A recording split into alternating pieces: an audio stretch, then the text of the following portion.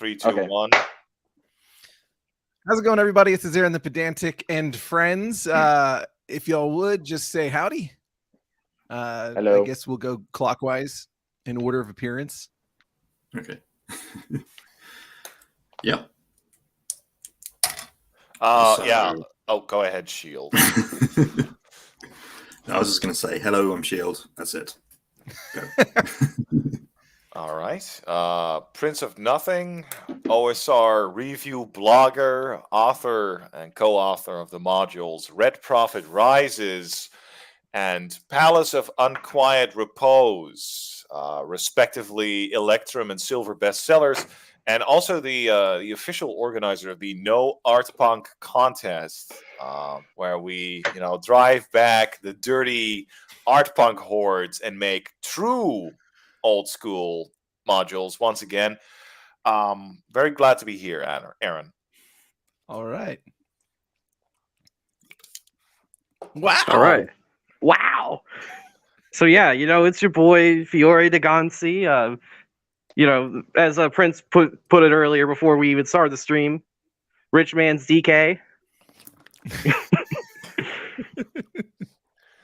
I see you've even taken DK's avatar.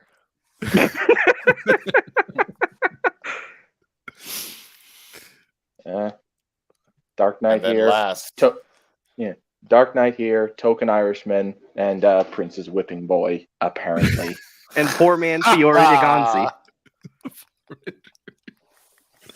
All right, so we're here to discuss random encounters. There was a night last week that I was pouring through the DMG because I couldn't sleep, and every now and then I do that just because I get really interesting things. And there were a few passages that I came upon that I was like, how did I miss this before? And then I think the reason is because it was the appendix, and I was thinking I was just going to, use it primarily for reference, rather than inspiration. Like why would I bother reading through all of the particulars whenever I can just be like, well, here's how I roll up this random encounter, whatever. And the more I thought about it, the more I was like, wow, there's a whole lot of stuff to really dive into here. So that's kind of what I wanted to do. So I guess So we already got some people in the chat, and we're going to be talking to people in the chat as we go along. So this is going to be pretty chill, and we're probably going to go off topic and go all kinds of random. But I mean, I guess that kind of comes with the territory. But yeah, so really the first thing that kicked it off, and I probably should wait until later to cover this, because I feel like this is going to be a more contemptuous issue perhaps, but the thing that really kicked it off for me was this one thing. Okay, so for those of you who may have on you the DMG first edition DMG, I guess I have to specify, is this one section that is specifically noted under the underwater encounter charts, which it sounds like, well, what underwater? Why are we worried about underwater? So there is a section here. It's page hold on. Okay, page 179 of the first edition DMG. And one of the things that it says, and this is something that whenever I got into the OSR, it sounded like this was antithetical to the thought process. It says, number of creatures encountered should be appropriate to the strength of the encountering party. Now, the reason that kind of like blew my tits off was because of the fact that everybody has always had this very, very strong sentiment about how basically balance is a thing that you don't want to really think about as an old school DM. And I think that there is definitely some merit to that. But here we have the father of the hobby, if you will, basically saying, yeah, in this situation, even though it's just specifically under the section for underwater, which that's a whole other topic, you should tweak that. Now we will get to dungeon encounters. So that is a kind of connected thing, but yeah, I'm curious what y'all think about that, about the idea that you roll up this random encounter, and then you get a high ass number and you're like, they can't take that. So what do y'all think about this? I think we talked about this before. So my position is basically that the idea that OSR equals no balance lol is a sort of it's kind of a degenerate take. It's understandable, right? Because you had for a long time in third edition, because of the way challenge ratings worked and because of the way adventures were designed, you eventually ended up with situations where every single encounter, more or less, I know there's exceptions, but all of these encounters had to be solved via combat. And that's where the whole "it's not balanced," right? Like where this sort of talk came from, where balanced meant something that the party could only defeat through like physical force. They should be able to beat the encounters with combat. So in the OSR, to kind of like to like sort of contrast themselves with this new school way of thinking, where matters are solved in that fashion, suddenly it was once again allowed to have encounters that were too powerful for you to overcome by using physical force. And then, so in a way, they're saying that, like, okay, well, balance in that sense, it doesn't matter as much. But, well, that doesn't mean that, like, there is no concept of balance in the OSR. But, of course, over time, like, more people get in there. They don't really understand the nuance, and it does slowly turn into, like, what? Not balanced? Oh, it doesn't matter.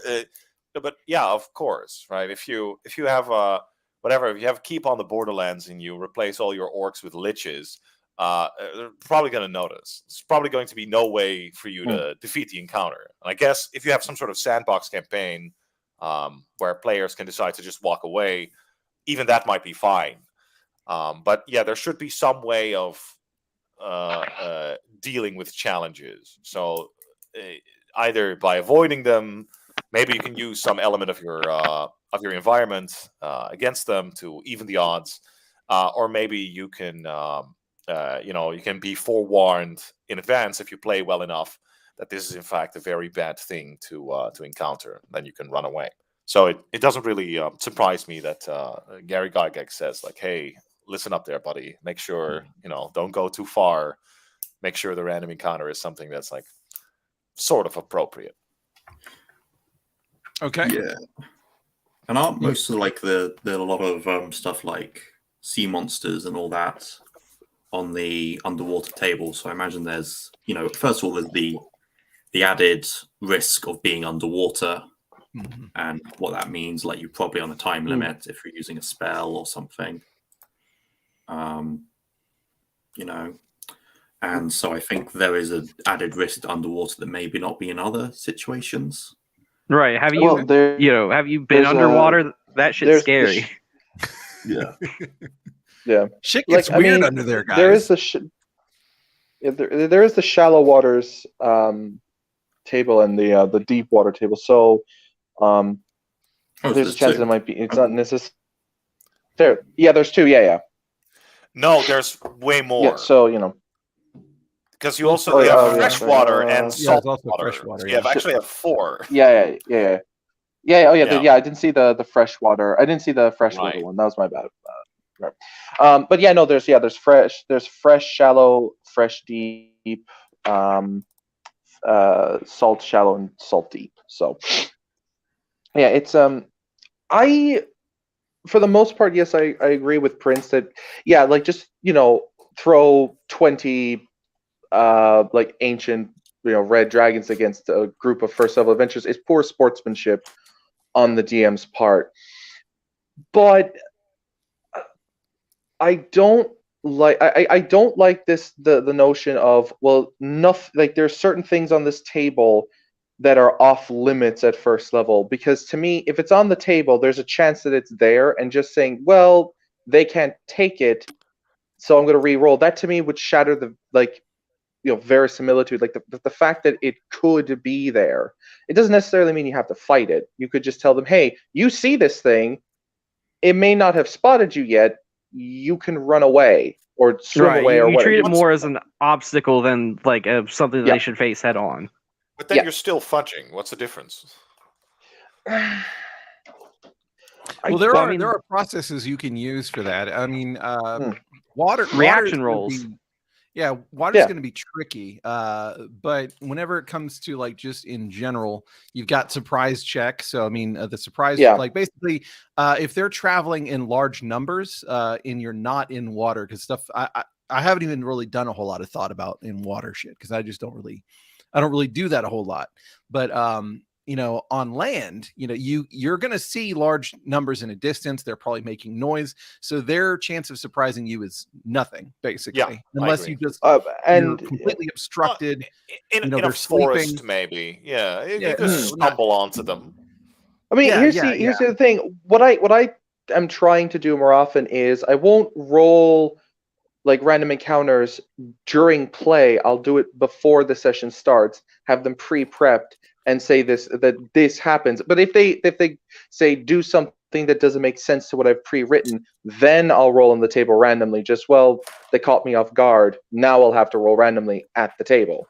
So, Yeah, the thing that I'm working on personally is just having pre-rolled like encounters for every single encounter type. Like just pre-roll like, I don't know, 5 encounters for each of them, and then come up with all of the variables and all that kind of stuff, daytime, nighttime, and then that way whenever I'm in play, I just go down the list basically. Yeah. Like the question isn't which encounter is it, because I've already rolled that up. It's which like what is the circumstance that's kind of like, because the party makeup, their planning and all that kind of stuff is going to affect the likelihood that they're able to surprise them, that they're able to parlay with them and all that kind of stuff. So, and here's like just the other point I was going to make, if you do encounter this really high hit dice or very powerful enemy, like Fury says reaction roll, you could parlay with it. It could be an intelligent like quest giver or something. So that could be another way to, hey, here's a chance I'm giving you to not get fucking steamrolled by this thing. Do you want to attempt diplomacy? Right. It's interesting that you say that, right? Because when I ran Carcosa, that's actually I didn't use reaction rolls. Okay. So in the beginning, I don't know how familiar you guys are with Carcosa. This is some OSR. It's a sort of a Lovecraftian Sword and Planet setting. I think I mean it's not really Gonzo because it's like very, very, very deadly, very serious. And there's all sorts of horrible things on the random encounter table, like purple worms, dinosaurs, and various hideous Lovecraftian monsters. And at some point, because they were all so deadly, I did in fact start to consider like, okay, how can I make this more interesting? And I actually I arrived to the conclusion that, like, say, K5K is talking about in the chat by myself. So I started to like encounter.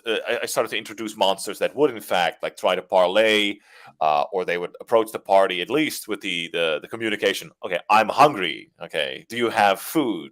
Right? And then, or whatever, bring me a child, or something along those lines. And then, like, suddenly, how the party deals with that or how they interact with that, like, suddenly became up to them, and it made the game a lot more interesting. Yeah. So that is a good point. All right. Well, one thing I wanted to add is that it doesn't account for the high hit die necessarily. It basically says specifically number. If like so, don't like. Well, I mean, there is something there that says if you roll up something that is inappropriate, then ignore it. But that's really specifically about like, well, if there's no reason that this thing would be there. It's really the way that I interpret that. But it does say basically, let me read the sentence again. It says number of creatures encountered should be appropriate to the strength of the encountering party. It doesn't say that the creature itself. So to me, that says there's always like, if you roll up if you roll up a red dragon and you've got a level 1 party in their adventuring, then they're going to encounter a level 1 dragon. The thing is, they're not going to encounter 4 of them, probably. Yeah. You know, but it's a then good again, point. It could also that's refer to me extrapolating that and putting that onto the land, you know, because people could make the argument again that it's specifically about the underwater is specifically what that's for. I kind of reject that. It could even refer to like the lower end as well, right? That you don't necessarily waste their time, like whatever. If they're that's a good party point. with like 10 people mounted on horseback, and they encounter a single wolf. Yeah, right? yeah. Blaine Crichton brought that up, and yeah, it was a great point. Like, how would y'all handle that? You know, just for curiosity's sake, because I don't know that I would throw that away. I don't think I would artificially bump the numbers, because then you would kind of get the Skyrim effect where it's always the world seems to be changing, you know, to like, I don't know, to deal with the fact that you're becoming stronger. I feel like that's degenerate behavior. I feel like I would much more like sort of rubber band. Yeah, that's not good either. Yeah. I think it would. Well, okay, I'll let y'all answer. Then I'll if y'all are wrong, then I'll correct you. I'm kidding. Nobody's gonna answer. I mean, it's not necessarily that you're adjusting the power level of the entire world to. What were you saying? Oh, yeah. It's not necessarily that you're adjusting the power level of the entire world. It's more just so that, you know, you're trying to essentially not TPK your party by dropping a massive amount of dragons on them. You know, one dragon can still murder most of a party, but it won't completely, you know, wipe them out, probably. Yeah. Shit. Now I completely lost my train of thought. There was something else I was wanting to say. I was going to save it. I was going to save it. What happened? Like, hear what y'all had to say on it. You were asking about. I think I think the topic was, Aaron, that you were asking how would you use weaker encounters, like monsters, for tougher PCs.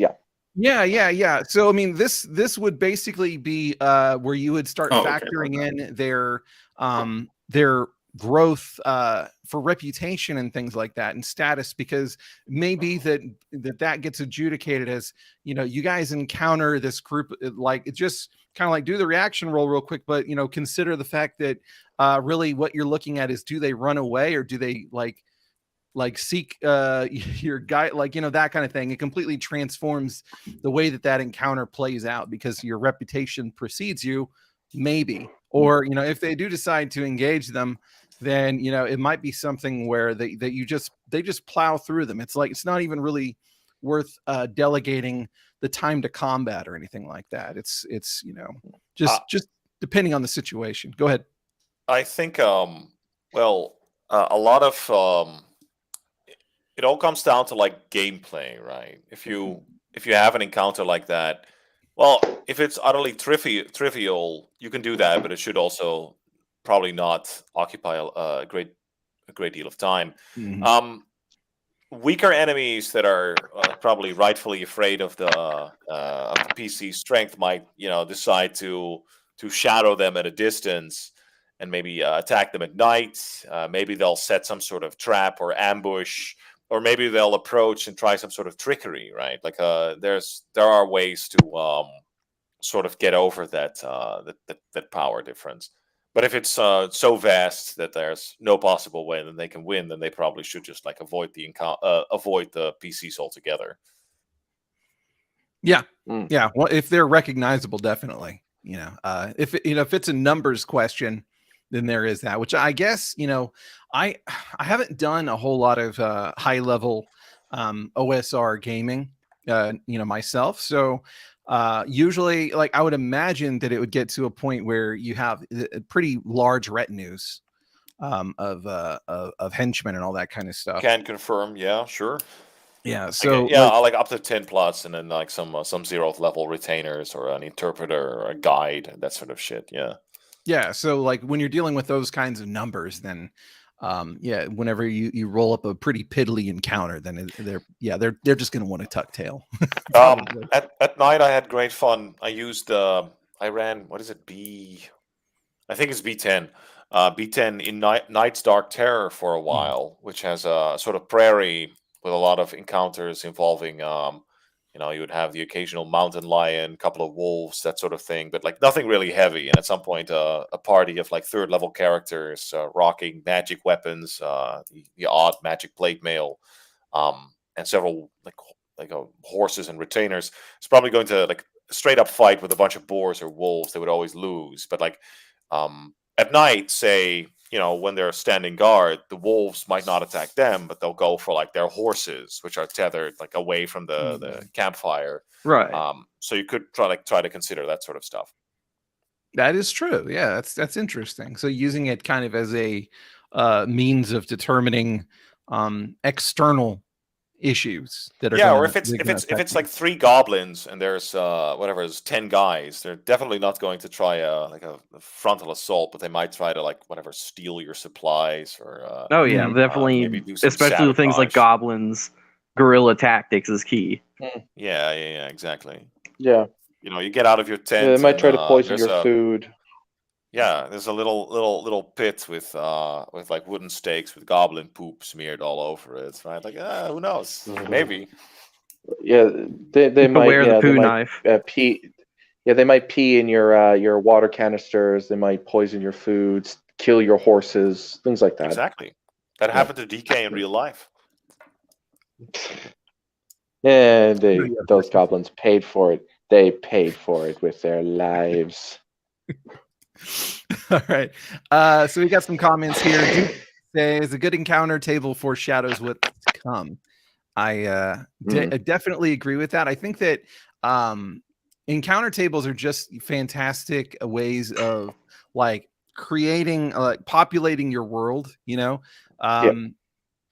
You can use that in kind of 2 ways. You can use that as in like using the actual encounter table to literally populate the world, hex by hex, more or less, by terrain. That's something that you can definitely do. And then there's just the other idea that, as you're plotting out these random encounters, you're for you to encounter them, they have to live there basically. And then, you can factor in all kinds of extra stuff, in first edition. I don't know if they still have that in second edition, but first edition, they have that percent in layer roll, so you can literally just roll this stuff up and it's like, oh, it's in layer. So here's a layer. There's a layer in this hex, for them because of that. And if there's a layer, then they probably got treasure. What is the treasure? That kind of thing.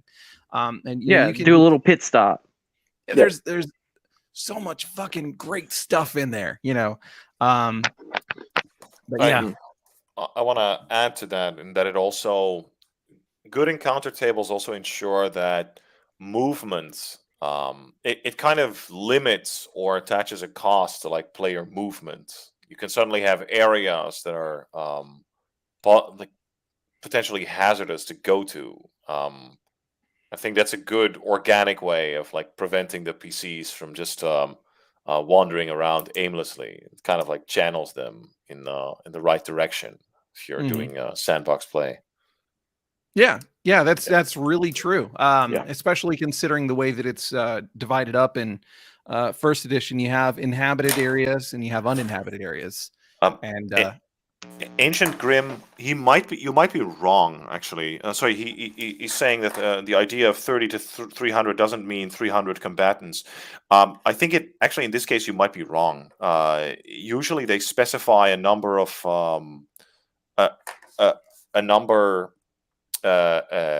of combatants and then like add an equal number of non-combatants. But I'm not sure. I'll check. From what I've read about all that stuff, I don't remember it specifying anything like that necessarily. There's the whole thing about here are the percentages of you're going to have like for if you have this many, then you're going to have like a chieftain, you're going to have this many lieutenants, high level fighters, magic user, etc.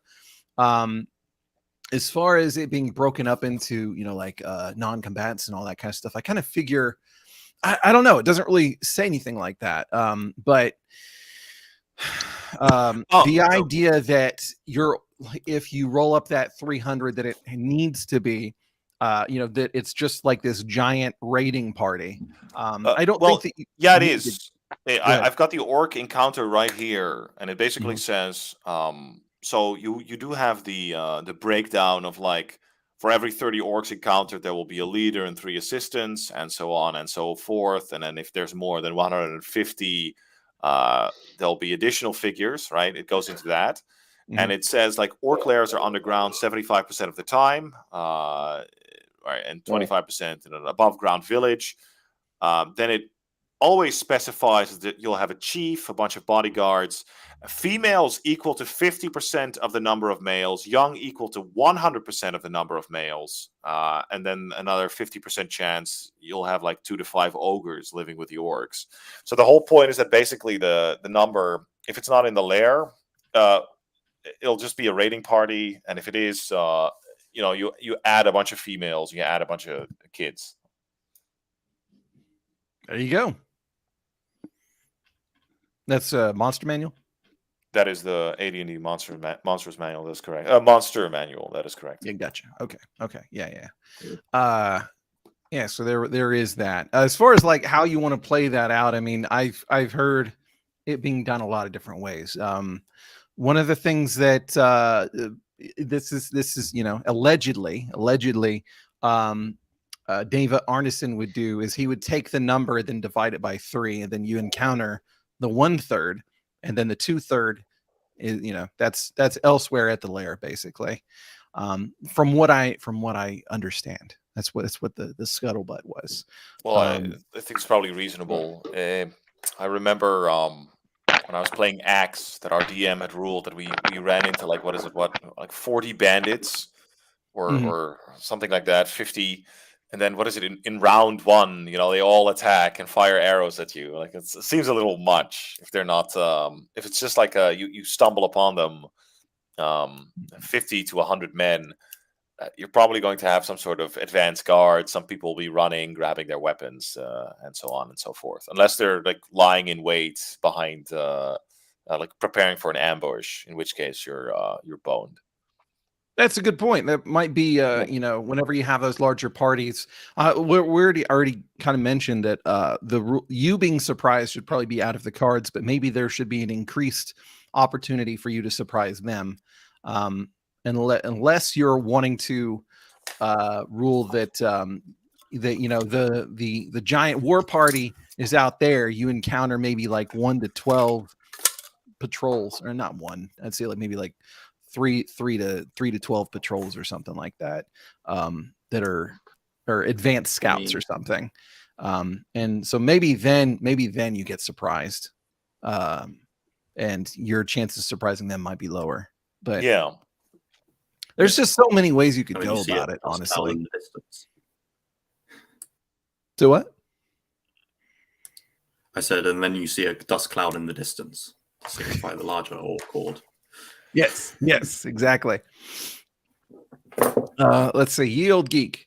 He says 4-year AD&D campaign, 15 plus modules, characters up to level 10 to 12. I never once gave them a 100% random encounter. Yes, I picked things from encounter tables I liked to keep the party alert and pretended to roll dice to keep players on their toes, but no encounter was ever 100% random. So I'm trying to. Okay. Never gave them a 100% encounter. That's a very specific qualifier, 100%. Yeah. I'm guessing tended to roll dice to keep players on their toes. All right. So go ahead. What were you gonna say? What I'm saying, what he might be doing is, and I do this on occasion as well, like 9 times out of 10 I don't do this, but that 1 time out of 10 I do.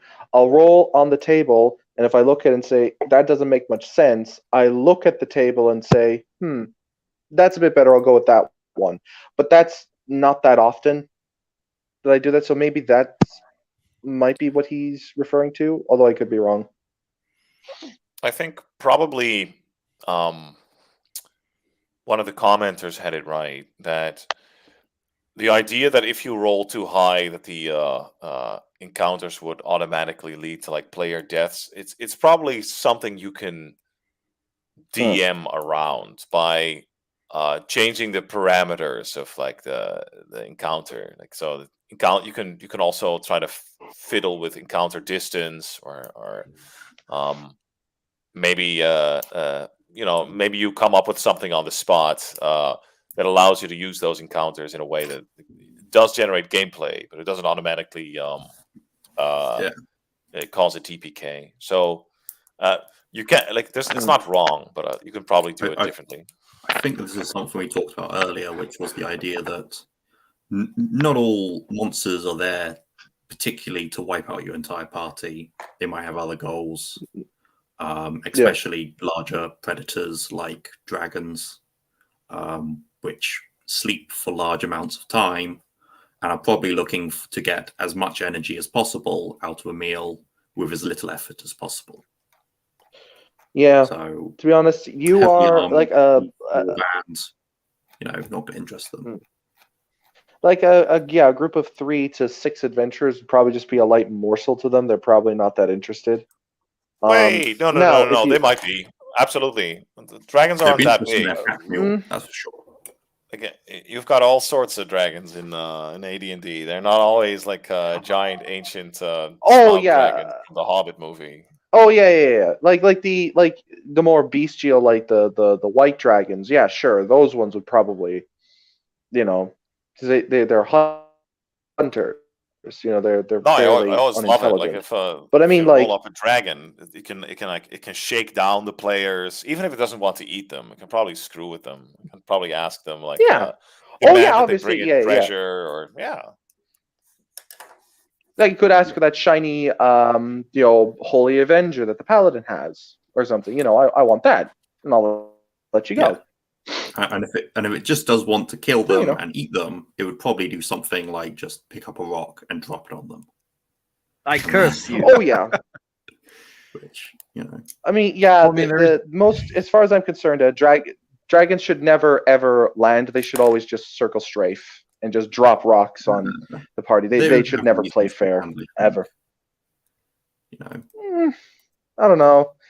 Maybe rarely, but mostly they just be flying around. I mean, unless they're absolute dumb shits like the white dragon, then they should be using everything that they have, intelligent. I don't even. If they're landlocked, they should be like trying to bowl over the players, like completely flatten them.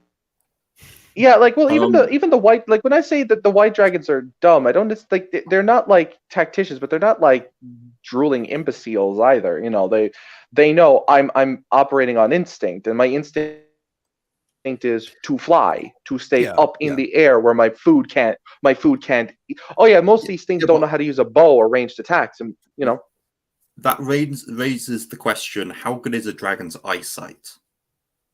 Very good. That's actually that's is it like everything else? It'll probably be very. Oh yeah, good. it's like a T-Rex. That is otherwise. Well, I mean, like lizards. I don't know. Like it depends on like the lizard that we're basing it on. No, this is not like some argument from biology. No, it's just cringe. No, dragons are mythological creatures. I mean, it depends on the setting, but yeah, if we're going for sword and sorcery, then probably they have really good eyesight.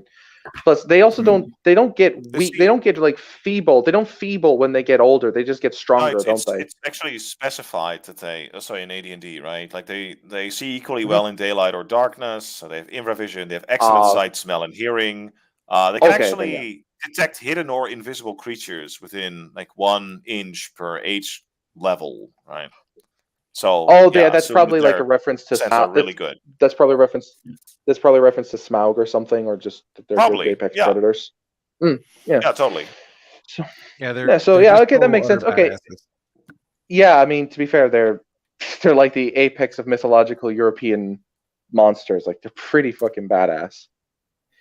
So their eyesight would only increase with age, unless they're super old. Yeah, the entire world knows to fear the big lizard. Yeah, either they're cursed or they're like super old. or Yeah. they got cut out. So So to kind of round out the whole thing that Yield Geek was saying, I pretty much just go with whatever I roll. Whenever now, what I mean by that is like, I will have very particular, optimally, I'll have very particular encounter tables for whatever area they're in. And if I, Right. in the absence of that, then I'm going to have, whatever. But like, ultimately, if I roll up an encounter that is probably bad for them, that's just kind of what I go with. That's more of like a personal code of honor thing. Yeah. And because I feel like if a DM was curating that for me, then especially like it depends on the intent to a certain degree. If they're doing that because they think it would be boring or whatever, it's like okay, I guess I'm not going to get too upset about that. But if it was because they were trying to save us from complete and utter destruction, then I would just be like, let some of us die. There's also them choosing stuff so it makes sense in terms of the region and the area and what's nearby. Right. Well, we're gonna. That just kind of goes with the territory of setting up the tables and using the right one. No, I just have a question actually. Just you go ahead. You go ahead, Prince. Yeah, you go ahead. Thanks. No, I'm just thinking there's a huge difference too whether or not like is the DM forcing them to march through, or more or less forcing them to march through this hostile terrain and like suffer the random encounters. Mhm. Or is this maybe a factor? Is this maybe their own choice? I've had a situation where they lost a party member. He died, and there aren't a lot of clerics in. I'm using Karamakos, right? The Mystara basic setting. So there's only a few clerics that can cast Raise Dead. And you have to cast it within a couple of days. Yeah. So to ride all the way around the river, follow the trail, and get to the area, it would take too much time. So they had to take a shortcut, and then they had to roll on the random encounter table. And so then, like, I rolled 3 trolls, and like at night they encountered 3 trolls at night. It's just the way it goes, right? Yeah, but just as a side art. Yes, side tangent. I'm just wondering. I assume like in AD&D, I know in like the older like BX and OD&D, they do the 1 in 6 chance, and then you roll on the table. Well, usually it's 1 in 6, could be higher. But does AD&D do something similar to that, where you roll a d6, and if you get a 1, then you roll on the random encounter table? Yeah. It's similar. I can't remember exactly if it's a d6 or a d10. I think it is a d6. Hold on. Usually a d6, but the point is that it is chance based. Yeah, based on a random chance every like X number of turns, or every X number of days, or sorry, it's X number of rolls per day, or whatever, depending on the terrain as well. But another question: D30 tables or D100? Percentile. Right. Okay. D30 tables. Yeah. See, I do D30, but I have 1 encounter. I have like 30 encounters, but I'm in my DCC game. I have the region they're starting in broken up into quadrants, and each quadrant has like a D30 table for day and night cycles. So. Fair enough. I think it depends on the length of the game. Like if you're, it's just because the territories, right? Like if you're talking about like like it being just like a module, then sure, like a D30 table might be fine, or it's like a single region, like you mentioned. But if you want to do like a long-term campaign, I would say try to shoot for percentile. Oh yeah, I typically do percentile. Yeah, I typically go for percentiles. You can often do like D6 or D10 even, D10 or even D6, and just like think about like more or less. Okay, how long do I expect people to stay here, wander in this area? Yeah, how much variety do I really need to introduce? And then there's the second question, like how much variety makes sense. But yeah, for like overland tables that it should be universally applicable. Yeah, they should have a lot of variety. Totally agree. Great point. Pyrat actually pointed out a really kind of an interesting point. Taverns are a good place to learn about the types of random encounters you find in an area. I actually like that. I never really considered doing that stuff, so I'm going to have to start doing it now. It's more something that the PCs would ask, right? Yeah. That's what I mean. Yeah. You don't have to. Well, sometimes sometimes PCs go to a tavern, right, and they're just like, okay, whatever. I start carousing. What do I hear? And then, you shoot them a few rumors. So, okay. Penny for your thoughts. Penny for your that's right. Yeah. It's very true. Would there also be like what is it?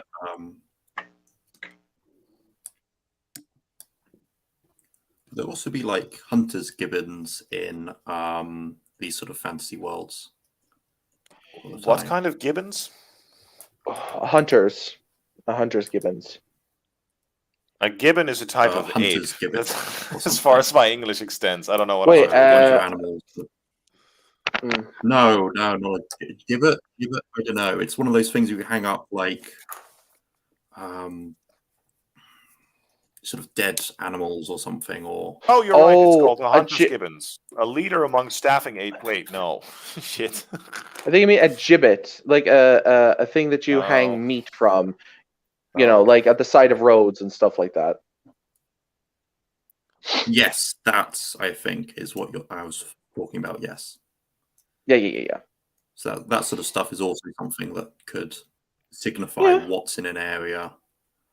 I think whether it be a mundane animal or like a supernatural animal. Yeah, but there's also the idea that if people hang criminals at the side of roads, maybe they hang orcs or goblins as well. Yeah. Gibbet. Yeah. Hunter's Gibbons is a recruitment agency. I've just discovered. I don't know. I always imagine you probably use both. I don't think you sentence them to death. Doesn't really make sense to me. Well, I mean, you could to send a message to the other orcs. I mean, but then again, they probably wouldn't see it, to be honest. Or they wouldn't care. It might head on a them. pike. Yeah. Sure. Whatever. Display the corpse somewhere, I guess. Or it could be. It could probably. I think it's probably more propaganda piece for the people of the region. Like, this is how we take care of orcs. You're safe here with us. So, Yeah. Fair. Yeah, that's really weird. I'm not finding a determination of frequency overall. I do know that like in the modules, like for instance, in it's like it's a 1 in 6 in some, it's a 1 in 12 in others. It looks like in but a lot of this stuff here references when a random encounter is indicated, and so I think a lot of it's just going to depend on what you're thinking. I'm trying to find something specifically for that, and I'm not really having any luck. So hopefully somebody in the comments will be able to handle that, to find that, because I mean, I thought I knew the answer to that, but then a lot of times that stuff happens. I'm just like, isn't it on page 173, or am I just completely wrong? I might be. Let me check. 173 in the the DMG. No, wait a minute. No, these are the random terrain features. Never mind, I'm wrong. Random terrain features. Yeah, I don't. I'm sure it's in some sort of terrain. Like I'm sure the type of terrain determines how often you roll, or at least the chance of encountering. And then there's probably a overland exploration rules on like when you would encounter it. Yeah, but I don't see it. I don't see that there. That's the thing that's bothering me. It's there, Aaron. You just gotta believe. You gotta believe that old Gygax is looking out for you, Gygax, he's got your back. He wouldn't leave you out to dry. He wouldn't leave you out to dry, man. He will guide you there. Let me just say this. One of the things I love about the way that it's presented is the way that the percentages are meant to be And I like to give you an idea of well, I mean, rarity is something that's presented all throughout first edition. Like if you look in the monster manual, your monsters, it'll say common, uncommon, rare, very rare, that kind of thing. Yeah. And like this is one of the things I do love is there is, you know, you could call it simulationism, but the idea that if you use these procedures, you're supposed to get an end result that's going to look roughly like the world that is, you know, this is whenever I talk about kind of like an implied world that is presented. That's kind of what I'm talking about in a lot of ways, even though I'm not saying that you should like be a slave to the random tables that are on here or anything, but that they do kind of point to something that I think is worthwhile in considering. I don't know. What do y'all think about that? I mean, it's really how often you want encounters to be, I suppose. I've used 1 in 6 most of the time, and I think that's fine. 2 and 6 would probably buff it up more, and probably work for more heavy wilderness than just what you're typically in D&D. I imagine like the 1 in 12s is probably for more built-up areas. Alternatively, more barren or more sparse sort of places, devoid of life. Yeah, that as well. But Yeah. And about the like the sort of described frequencies being an implied world, I think that's totally legit. I think it's good if even if you know sort of you kind of like the DMG sort of gives you like the building blocks, and how you assemble it is kind of left in your hands. But there is definitely totally agree with you, sort of underlying logic to it, and I think it kind of helps. It helps you. It helps because it gives you a framework, and you can decide to temporarily. You're not like a slave to that framework, right? But like at least if you're violating it, it's like a conscious choice. It is giving you like a sort of implied world, right? A lot of information is in the frequency alone, right? Mm-hmm. So at least like, okay, yeah, of course, wolves are more common than doppelgangers. Of course they are, right? But you don't like how it sort of answers when you just read the monsters manual. You go like, okay, but like how many orcs are there? Okay, you just look at like, okay, what is the frequency of the damn things? And you go They're from there. common. Yeah, right. That says a lot. Numerous. Okay. How orcs versus whatever doppelgangers or gargoyles. How often do we encounter these things? Yeah, of course. And you take that along when you're making dungeons or whatever the fuck. Yeah. Oh shit! Did we make it past the first 10-minute mark? Are you still monetized? Yeah. Oh, let's hope so. we can only hope I don't so. know. John Battle I think somewhere we are. is watching. Shit, it's dialing. YouTube Yeah, it's like we're like 50. Yeah, we're like 48 we're minutes like in. 50 We're minutes good. in. Okay, yeah. Yeah, we're good, man. We're fine. You can say all the profanity you want now. Okay, right. I mean, Finally tell DK. Yeah, no, like it's fine. No, when it comes to like the whole you know, like not being a slave to the counter, I tend to use these things as a guideline, but a guideline that I really should listen to. It's like, you know, you don't have to wear your helmet while you're riding your bike, but you really should, kind of thing. That's right. But you don't have for to. example, DK, you told me that in your campaign, like half the encounters on the random encounter table are all pleasure ogres, right? Oh, fuck off. And it's, I think, you know, but what is the Oh my God. the frequency of the pleasure ogre in your campaign then? Or is this just in that local none. area? None. Is that barony maybe some sort of that corner of Every Albion is some encounter sort of a pleasure ogre happens brothel in every No, 69 420. Because any degenerate pleasure ogre nonsense.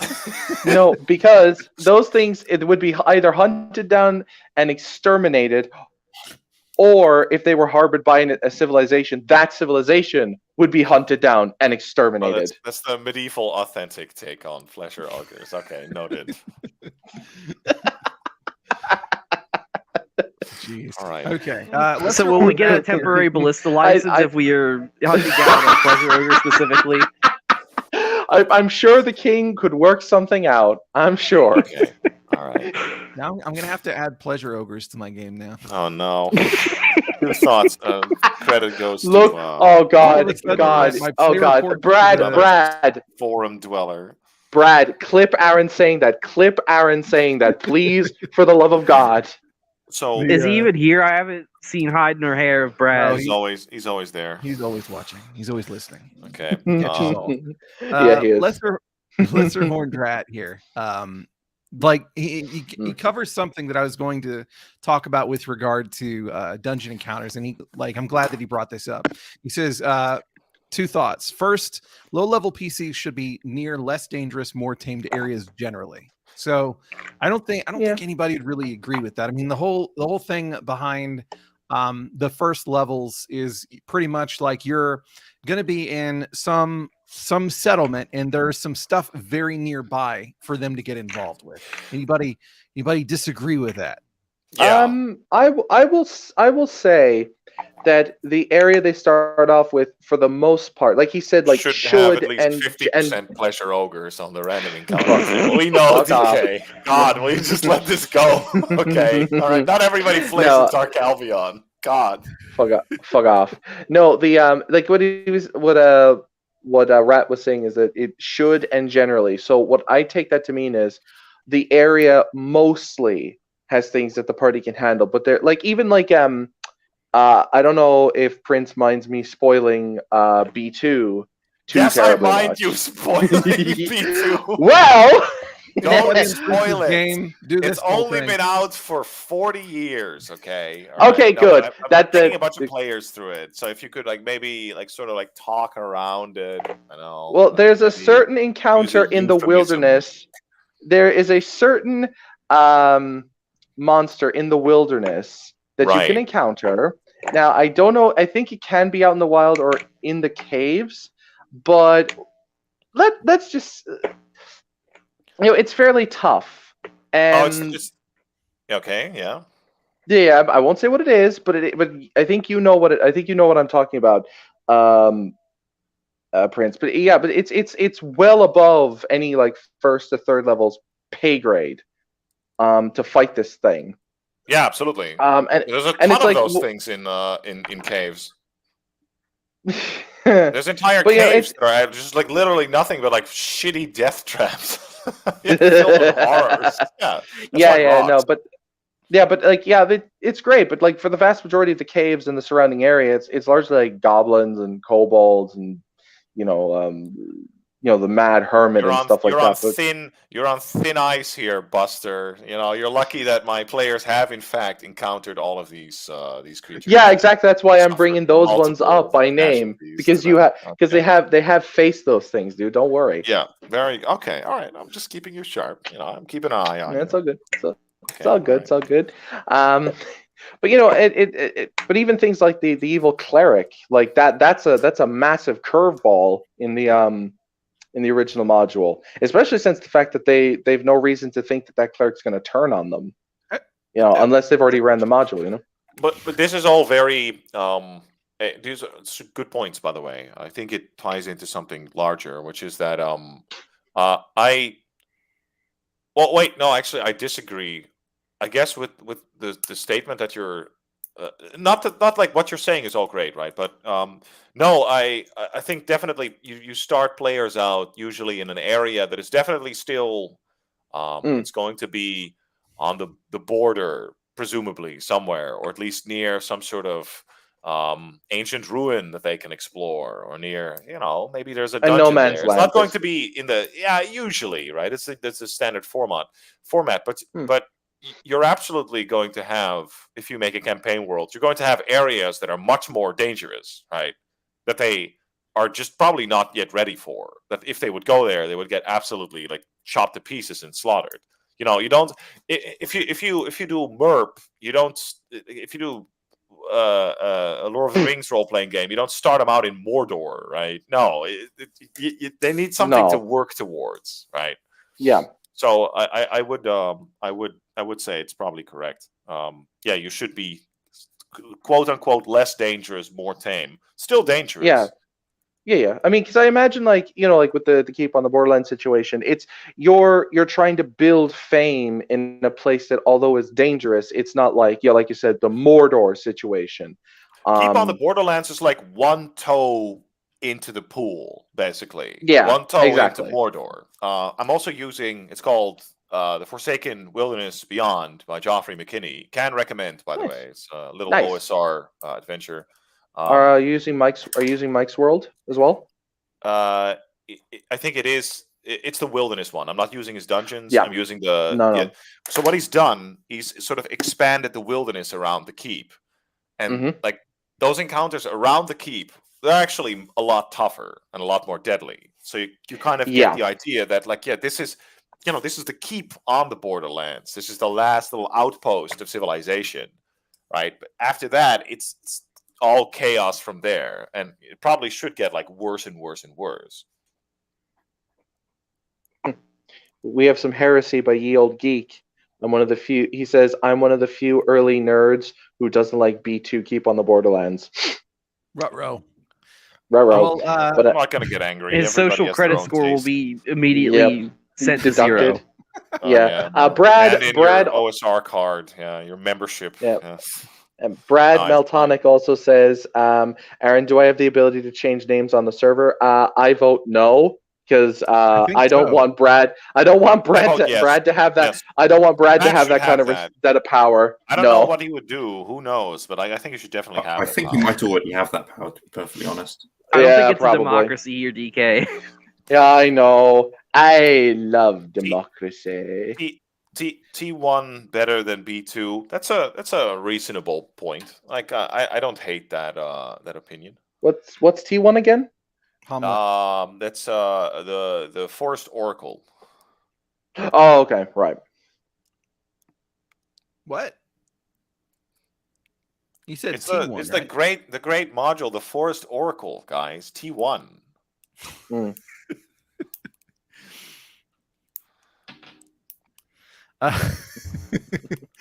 are you messing with him? So the second part of that is dice should serve the ultimate goal. Is this fun? No, Old Dragon versus Low Level Party is great. Okay, all right. Yeah. If you can't get a great encounter out of that, like you need to do more DM push-ups. Okay, it shouldn't be like whenever the dragon, he arrives and he burns all of your stuff and he presses you down in the grass, and then the DM kind of like fades out and you wake up like no. But like those sort of high level encounters can be really interesting. But you have to go about it a little bit differently. I think if creatures are very strong, maybe you bait the hook. Maybe the dragon is there. Maybe the party wants to go somewhere, but the dragon is in the way. It is actually demanding a toll, or something else that's like humiliating. And maybe also, or maybe he's there. He doesn't really care about them, but he has a lot of gold. So it's tempting for them to kind of like maybe consider making a stab at him. I mean, here's an actually interesting plot hook. What if he's forcibly, like he got bested by a wizard and is guarding the wizard's hoard, and the dragon says, I want some stuff from the hoard, but most of it I don't want. If you get me out and get me these items, I'll let you have whatever you want and I won't barbecue you alive. So I think having them encounter a dragon at low levels is fun. I think it can lead to a lot of cool stuff. So oh yeah, would agree. Yeah, I'm just going to like the whole thing about is this fun? Like subjectively, yes. It could be fun for everybody. But you have to get into the there's a few different ways to look at it. First off, if your low level party encounters an old dragon, then there's the whole thing about what is the dragon wanting to accomplish, really. What's the dragon And doing there? How did your party get there? right. And there are a lot of different ways you could go about it. I mean, I would tend to first I would look at what kind of dragon is it, and what are the tropes with that particular dragon type, and then from there I would factor in reaction roll just to get like a general feel of things. Like see what are their reactions. I mean, a dragon is probably going to, in most cases, going to be kind of a bully, whenever it comes across these ants, it's gonna look at them like with, like, maybe y'all could hurt me in some way, but more than anything, you're kind of insignificant and maybe food. Or maybe like depending on how cruel they are, maybe it's just like you're just something for me to torture for a little bit. So maybe a character dies, maybe a character gets abducted, maybe they tell you to give them your lunch money, like it could play out in a lot of different ways. And then here's what's great about that, though, is that assuming that it's not just a TPK, and if it's a TPK, then that's unfortunate, that may be not fun. But assuming that doesn't happen, then what happens is the players want to get revenge on that fucking dragon.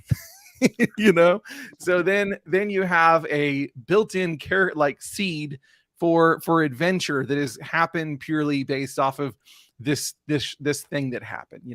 They hate this thing so bad because of an organic play experience that occurred, and because I didn't puss out and spare the players, basically. Well, yeah, and of course, if it's just I probably wouldn't. If the monster is that much stronger, I'm probably not going to leave it up to random chance whether or not they. Well, yeah, I don't know. Maybe I might. Maybe I'm feeling, down on my luck that day. Maybe it's time that the players suffer a little bit. Maybe it's time that they feel the pain that I feel, right? but I would say probably generally.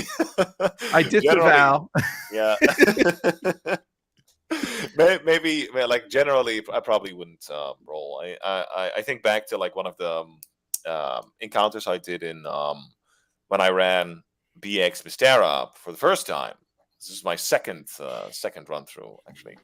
And the players wanted to go somewhere, and it was a bridge over the river. This was the only bridge in like what could it have been, 50 or 100 miles, and again the raised dead clock was ticking. So on that bridge there was a knight there, and it was a knight of the Black Eagle Barony. So a 9th level knight in like plate armor is there with his warhorse and his saddlebags full of actually a dowry, because he was gonna propose to some baronet elsewhere, and he's having his breakfast there. And he's like, yeah, I don't feel like interrupting my breakfast for a bunch of like stinking peasants such as yourself. So if you want to cross this bridge, that's going to cost you 50 gold, right?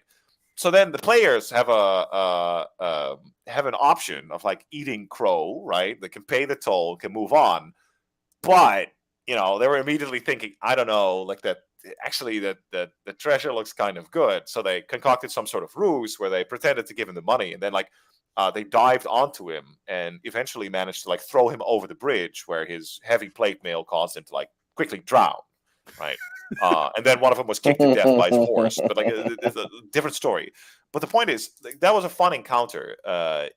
Having that guy like randomly appear or jump from the bushes, be much faster than the players, and then just like randomly attack them would have been a kind of a dick move.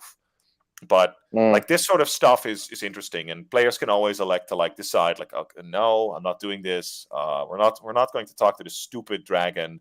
But then maybe they can come back later and decide to screw him up, right? So you can it can kind of like bring a little life to your game. Hell yeah.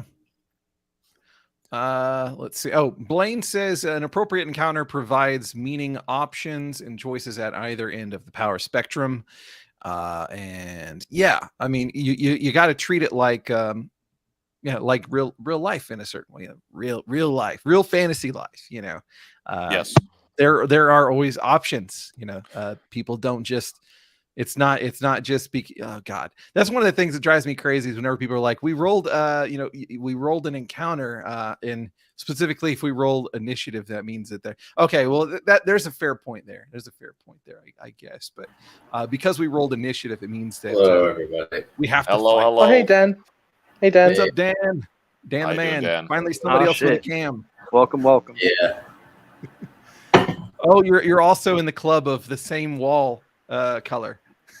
yeah, the white walls, yeah. Yeah. Okay. Yours are lighter than mine. Never mind. So you don't live in the same house as Vendor and I. Not that I know. And That would make for a funny it was- sitcom, I will say. Yeah, Mm. it was Venger and Death Trap and I. We all have like same exact wall color. But yeah, I do. So I that's do, why. Go ahead. See, that's why Chelsea is trying to leave you for pundit. You're cheating on her with Venger. How dare you, Aaron? The plot thickens. What? No, it's nothing, Prince. It's all good. Next thing you know, Venger's wife says he's no longer allowed to do it the show with me. He's no longer allowed to conceive. He's not allowed to conceive any more children. It's too many. Yeah, doesn't he? That guy has like a ton of kids. 5 That's kids, I 8 think. kids. Hell yeah. That's not Or bad. something. 8? That's I mean, he has as He, many he as I has would have 30 if I to had 300 mine. kids, okay? that's Mm. that 5 is. He is a priest of Cthulhu. I imagine he's probably going to sacrifice one of them at some point. I mean, I'm kidding. I'm kidding.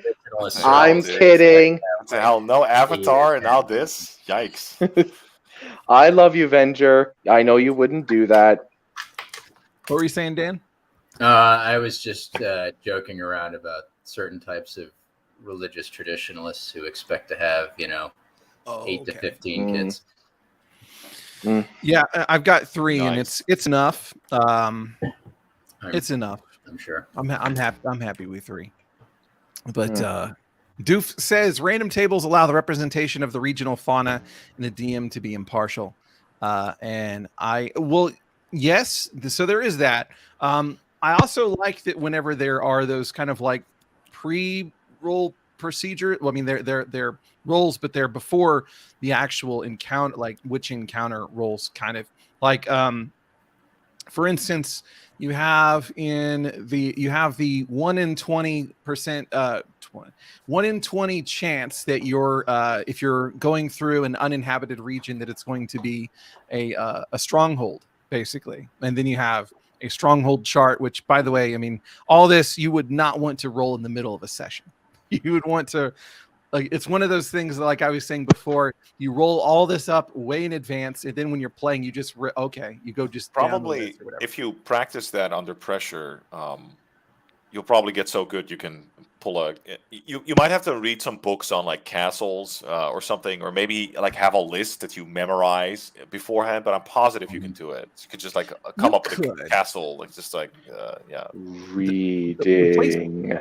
The place where it gets really rough is okay, so you have the 1 in 20, that's fine, and then you have like the 6 different types. That's not so bad, because you could memorize that perhaps, but then whenever you get into like they've got between like 20 and 30 and whatever. I mean, I guess ultimately you could just approximate it. You just in throw your play. handful of dice. You very quickly figure out the results, and then you go, "Hello, I be the Lord of Arrenhall. What are you adventuring types doing on me land?" And then Wait, You wait, go wait, wait, license for- you Wait, go wait, license your for your that. your fake Yorkshire accent there, Prince. Did you say Harrenhal or Arrenhal? I was. That's very important. It was Arrenhall, or Harrenhall, doesn't matter. And I was doing an orc accent. Okay. I thought the Scottish were the ones that were the orcs. I don't know what You the can never race keep the class rules are in Dark Albion. Like, I don't know. I disavow. Nah, thought they're the dwarves. They're the dwarves, clearly.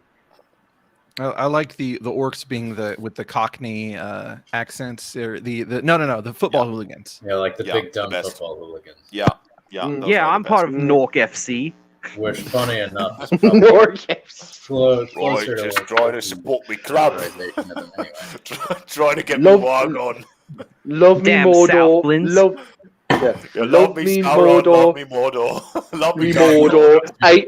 Ate me humans. Mordor. Simple as. Like Rowan. Don't like point elves. is- Don't hate them. Just don't like them. All right. You'll okay, keep that's on going to- drowning out Dan with your. Okay, I'm talking in a stupid orc voice too. Yeah. It was just a cacophony of everybody just making fun of orcs. Yeah. I was also going to mention the thing about patrols. Like in inhabited areas, it's like a 5 in 20 of chance of patrols and stuff like that. I like stuff like that, because it just, having these kinds of like layers of those kinds of things, and it says you should predetermine like several different patrols that they might encounter, and that way whenever you're facilitating it in play, it's not like you're just throwing a random set of dudes before them that have no if you're going to encounter a patrol, they're going to belong to some group. They're hired by somebody. They have an allegiance, they have goals in mind, that kind of thing. And they will probably have information also. Like you could use that patrol as a way to get information about other things in the region that they're keeping their eye on. If there is a dragon out there somewhere, they may say, "Stay away from this one place. We don't want to wake that son of a bitch up."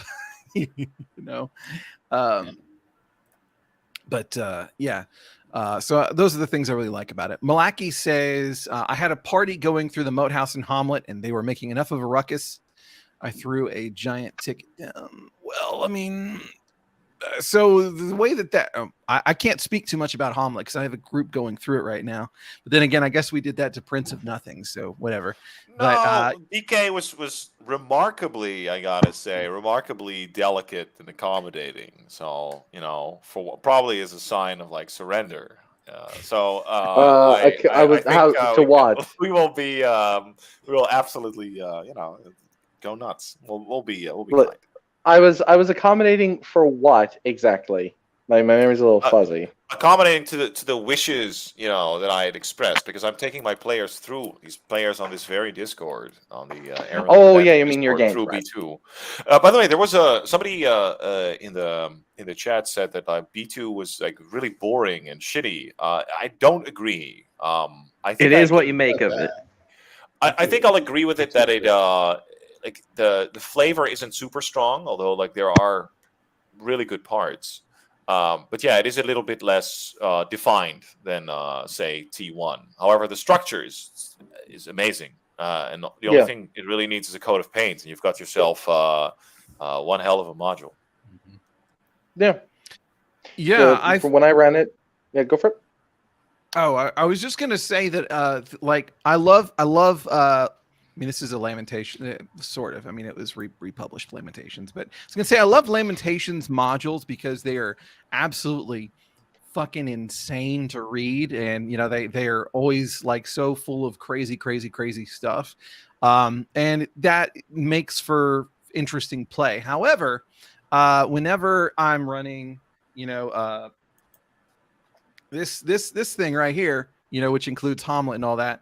The things that happen, they're not so like wild and outlandish necessarily, but like just the fact that you have players that are delving into this fantasy environment and you're adapting to the kind of stuff that they're doing kind of means that interesting stuff is going to come from it. It's not sexy whenever you read it on there, whenever you're reading about Nearab the money lender and or money changer, and about how he's got all these gems and all this kind of stuff, but whenever you get down to them actually going through these particular areas and dealing with these baddies, like stuff can get really interesting, and like there are a lot of, you can fill in some gaps if you want to make it sexy or whatever, but like it has damn good bones. You don't need to have stuff that's really terribly outlandish in order to have really cool stuff come from it.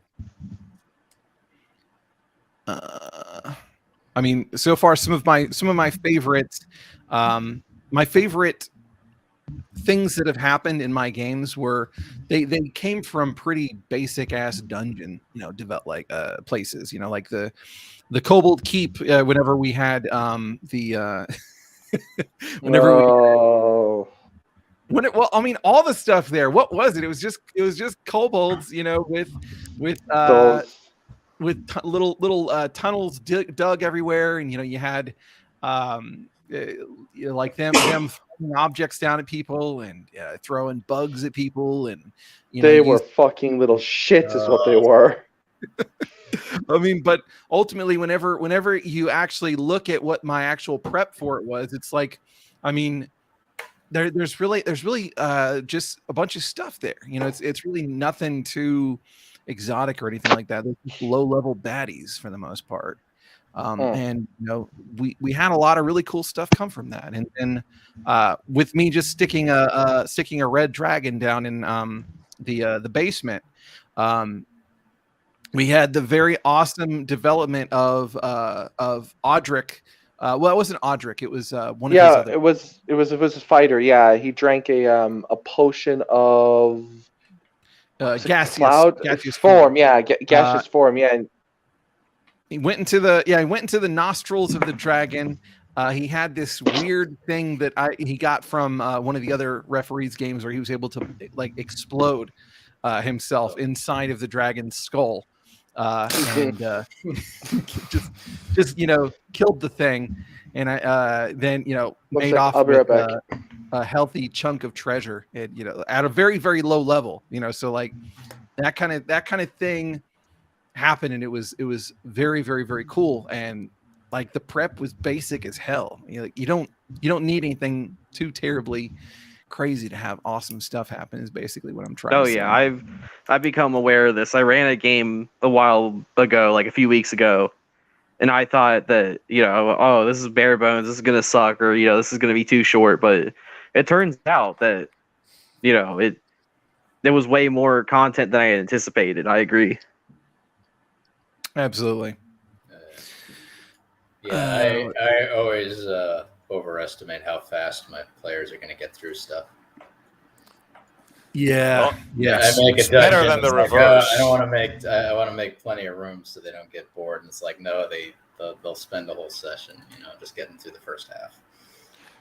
Yeah, but you generally want that, right? Like it's like the reverse is that, like, oh shit, I ran out this of is a very emaciated session. and then you encounter, it's a pleasure ogre, stumbles out of the bushes. Hello, laddies.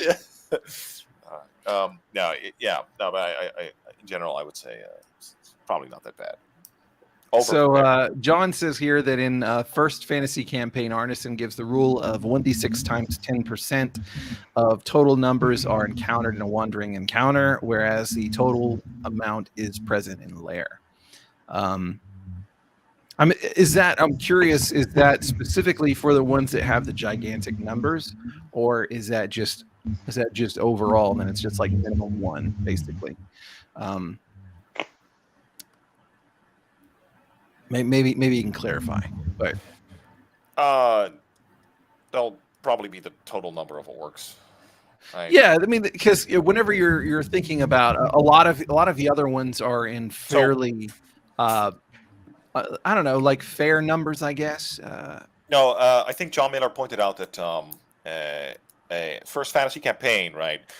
It would have been made, I think, for Judges Guild, probably for OD&D, and I think he specified that for OD&D the numbers encountered were the same in either dungeon or in like overland encounters. So then, like, that sort of qualifier would kind of help. Really?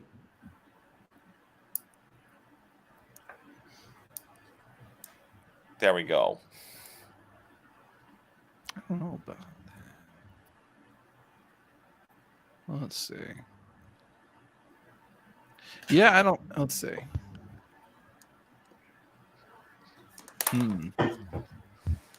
Wow. Yeah, I don't see. Wow. Yeah, I don't see that clarification anywhere. But I don't know OD&D that well, so I can't really. I make no comment. claim to knowing OD&D Yeah. very well. Yeah, I know that they did have the big numbers. Sorry about that. in OD&D, so I'd be surprised if they had used the same ones for dungeon as well. But What's the what was the question exactly?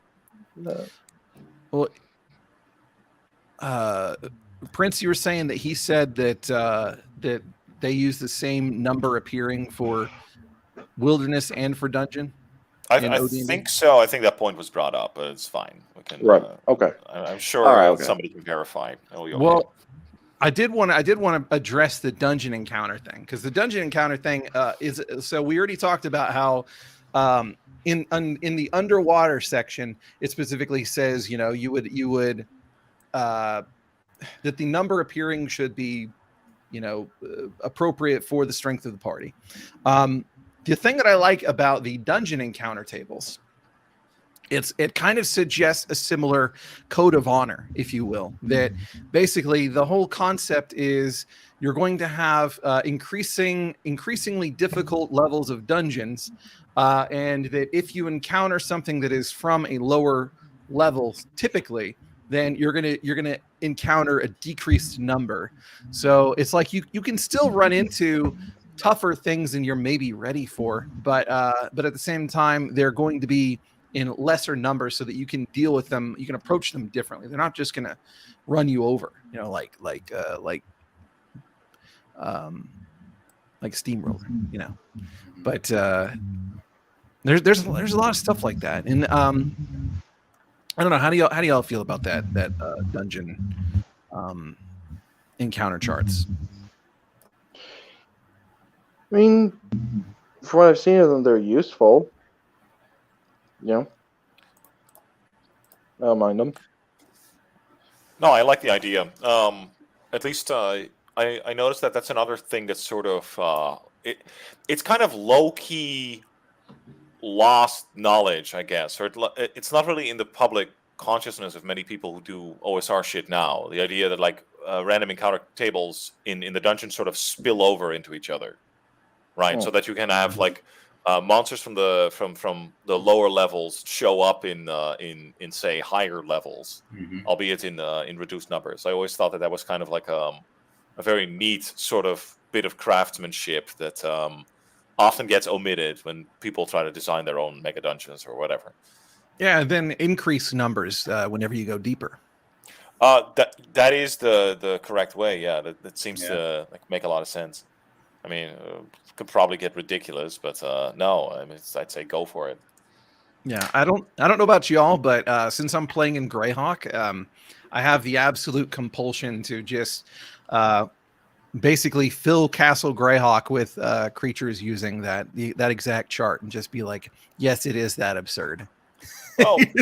this giant weird spread of monsters all in this one place. It's absolutely absurd. But I think if you want to go, if you want to recreate that feel, probably really like actually just using the OD&D or AD&D tables, and maybe adding like the list of, there's a pretty large list of like tricks and traps and dungeon dressing in, I'm going to say Greyhawk. It might be there's also one in Monsters in Underworld, but yeah, like use that, and can probably make something that maybe approaches this spirit a little bit of like that old type of game.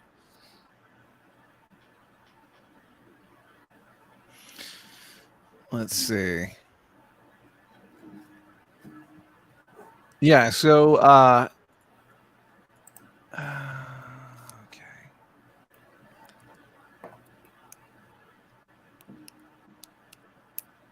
Yeah, I agree with you on that. I was just looking at the chart just to see something on that, but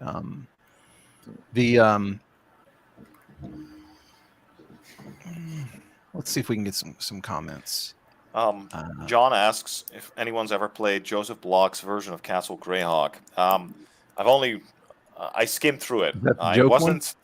Is have- it No, the Castles not and the Crusade one? TSR, not the Is that TSR one. No, that's it's not not the the Castles and TSR Crusade one. ones either. He's an OSR guy. Yeah, Oh, Joseph Block okay. made Right. sort of Osric version. I looked through it. I found it looked kind of dry. There were interesting bits in it, but it didn't uh, it didn't grab me. But then again, I haven't I make no claim to having like fully studied it or to the point where I'd be able to give you yeah, like my full estimate. Yeah, I didn't know that existed. I knew that there was the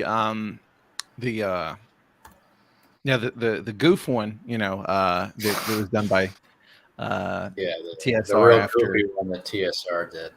Yeah. Oh yeah, well, it's character assassination in module form. Yeah, perfect. And okay.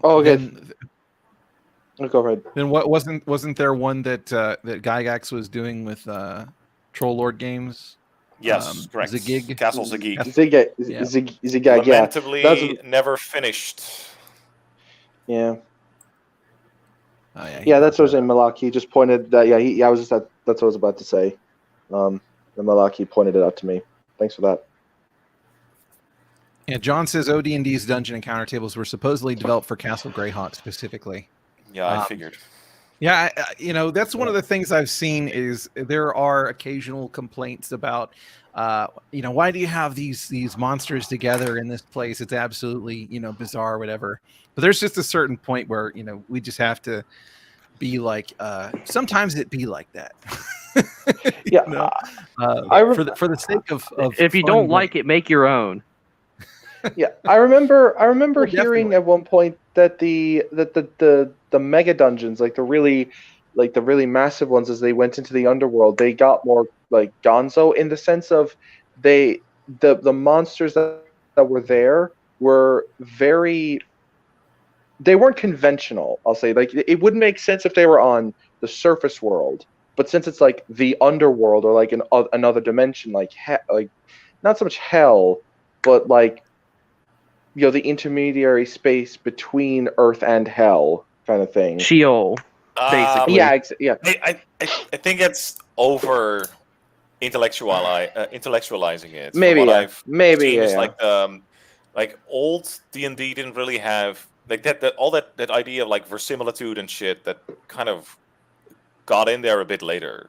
You see it with It's kind of a happy coincidence that everything happened. Yeah, the way maybe. it Yeah, did. maybe it is. Maybe it's a post it was hoc rationalization. Yeah, exactly. Yeah, it was more. Yeah, it's something that it was more in the beginning. It was a lot wilder, and you see it with if you check out, like, say, whatever Judges Guild, Right. or like similar adventures back in the day. They were always a little bit more like they really feel like a bit more wilder, whereas like the AD&D stuff is a bit more it pays a bit more attention to convention. It's grounded, basically. Yes, that sort of stuff. Yeah. More Okay. subdued. Okay. So Thank you very much for the clarification, Prince.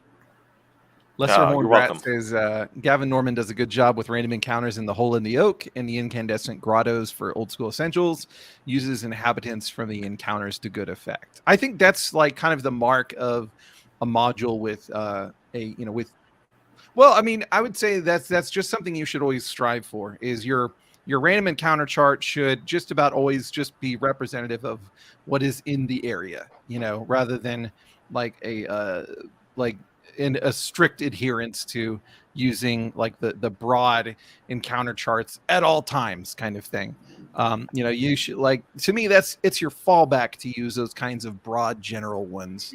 And instead you should have, if you have the time to develop it, very specific encounter charts for each area.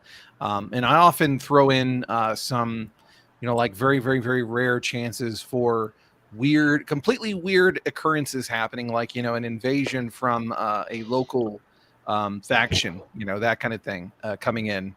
It's just bring the place to life. That's what a random encounter chart is supposed to do, is bring the place to life, keep the DM impartial, as someone else was saying before, and to keep the players on their toes and give them, like, make time matter, basically.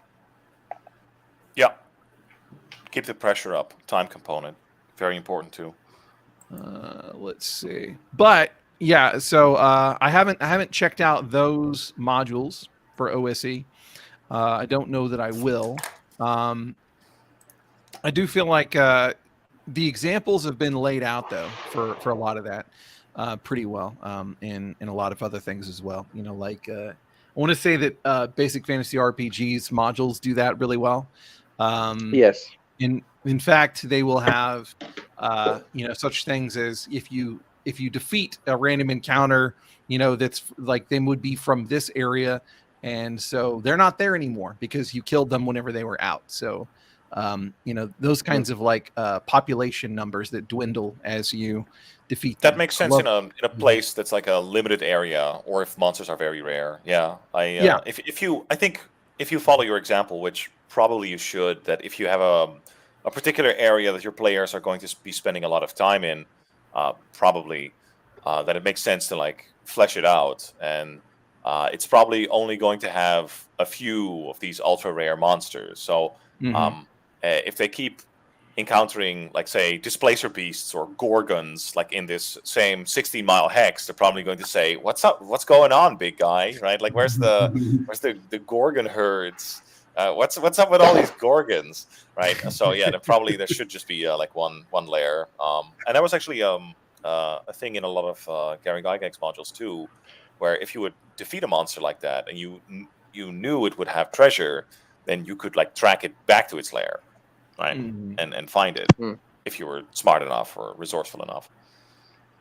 Yeah. There's also the the whole thing you're talking about, slaying all these different all these things. There's the whole stuff in first off in their in the DMG saying that if you your party can just take the activity of clearing out a hex, so that like that way they can make a place safe, so that way you can start putting patrols around, and like making it so that people can travel through an area without being harassed and all that kind of stuff, and do these kinds of domain creation activities, and then you have kind of the opposite consideration, which is that whenever time is passing, and this is something that's happens in the Temple of Elemental Evil, is that stuff is going to move in. If you take too long, and so like just having this flowing population of, well, you guys are taking care of all these bad guys or whatever, and that's great and everything, but then you left it for a long time. You didn't hire mercenaries to protect an area or anything like that. Or it's just been a while, and now this thing has moved in and it's starting to populate new things, and maybe it's laying traps if it's like some kind of humanoids that are intelligent. And the place is different now. Yeah, and it's again it serves like two functions, right? It's both very enjoyable as a game because it you keep up the pressure. You kind of like you kind of get pushed to make advancements, or else your enemy will recoup some of his losses and regain his strength. But it also makes sense, yeah. So it helps to create this idea of like the world is a sort of like living, breathing world, and not like just like a static bunch of random bullshit that you came up with in the last 30 minutes before you started your game, right? That's crazy. So Yeah, John, that would never happen.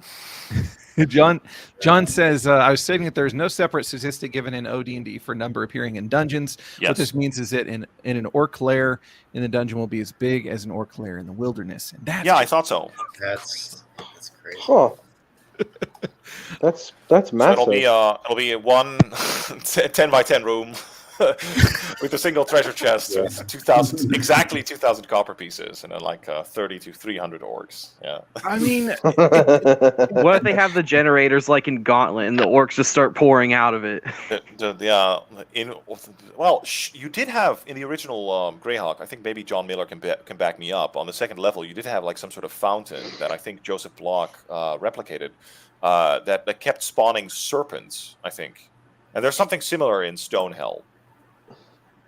Right. So it's not quite as nuts as it sounds at first. Like, or maybe old D&D was like wackier than where we usually want to go. Right. That's Huh. Okay, so there's Well, smaller either way, numbers, it's a but they're the same. consideration for if you have an impossibly small room. Mm. Yeah. Sure. Well, I mean, so You just the, have the a way that I floor would cloning translate machine. the way that I would translate that is it's like, you know, there are 30 to 300 in this whole last dungeon basically, but That better have at least 2 floors to it, man, because I don't know if 300 orcs can live in a 1-floor dungeon. Easy, no problem. Depends on how big the single floor is. Yeah, they all That's have true. bunk I mean, if beds, it's guys. make them bigger, man. that's They true. got bunk beds. They got like layered bunk beds, you know. Yeah, They go up like 5 up. pray you don't go into the orc barracks. Yeah, or you can, you can It'd you probably can- stink.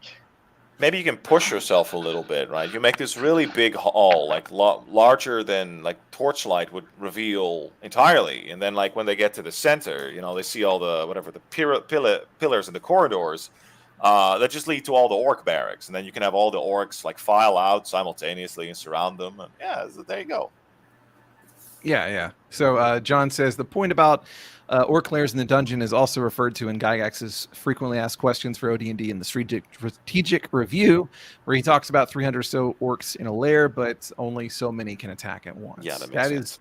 That is very true. It's something that you can't underestimate. Is that like there are all of these considerations, like there are these diagrams in I can't remember if I think this might be in the PHP, but or it might be in the DMG, but the whole diagram about like you can if you're a large creature, you can only be attacked from like this many people, like depending on, because you have like your little, you got the diagram there basically. I always use a sort of like common sense that like every character takes a 5-foot square more or less, right? Like they did that in the newer D&Ds. That's always worked for me pretty well. Like yeah. As long as you remember, creatures take physical space. You cannot infinitely you cannot attack from like an infinite number of positions. It's fine. Yeah, I feel like a lot of it just is stuff that you're just really supposed to. I mean, you could go absolute meticulous and all that. I'm sure there are people. Yeah, use common sense and then like rules as a sort of guideline. Yeah. To me, a lot of those explicit rules, I look at them and I'm like, those are really there. The way that I'm using them is primarily to remind myself to like these are things to consider, rather than to just like very meticulously calculate everything, so like for instance, a lot of people are like, wow, ranged weapons are just these super powerful things, that kind of thing. But whenever you're like, well, but people get in the way, it's like people get in the way if you're about the same size. If you're fighting a gigantic creature, they don't really get in the way as much, like then everybody can unleash hell, Alternatively, intelligent creatures can take cover. Exactly. Like there's all kinds of layers here that that you are to employ, and it's like, I don't know, to me a lot of getting better as a dungeon master has just been like remembering to include all of these considerations, because otherwise, the strategies can will just about always succeed if you're dealing with intelligent players. Let's see. Oh, we don't have anything new on that, but yeah, like whenever we're talking about and this is a separate subject, but the stuff on like percentiles for percentile adjustments for like climbing checks, like we've got is it slick, is it smooth, is it like, rather than using all of those things verbatim, I might be a terrible DM, but I tend to kind of approximate them a lot of times, rather than like do the exact calculations and all that kind of stuff. I mean, it's fine if you can't do it all precisely in the moment. Keep the game moving. That's the important thing, in my opinion. I mean, to me, that's what it is. What they provide you is they provide you something that is that you can be consistent with. You know, if you're using something that is, you know, that it's the same number every time, it's the same line every time, then you're consistent, and that means that And the it's players also can. players What? can estimate the risk. Sorry, Exactly. I didn't want to interrupt you.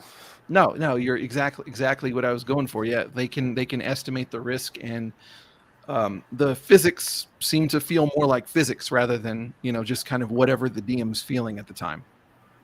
Yeah, That's the big danger is if you are Right. approximating everything, that partiality is going to rear its ugly head, or that just inconsistency is going to be a problem. So It's definitely something that takes practice. I do agree, but you know, it's not going to be the end of the world if you accidentally go and change like a single thing. yeah. What I've basically been doing, because I'm still learning a lot of these things with first edition, is I'll just ask the players, do y'all mind if I like meticulously do this for a second just to see what happens, you know, like that kind of thing. And generally they seem to be okay with it. Although what if they say no? Do you I say did have okay? a All right, player say 1d12 ethereal mummies appear. Yeah, so we had angered a me for the situation. last time. That was a trick. You failed. It was a test. We had a situation where one of the characters was wanting to knock somebody off of their horse or something like that, and I was like, okay, well, let's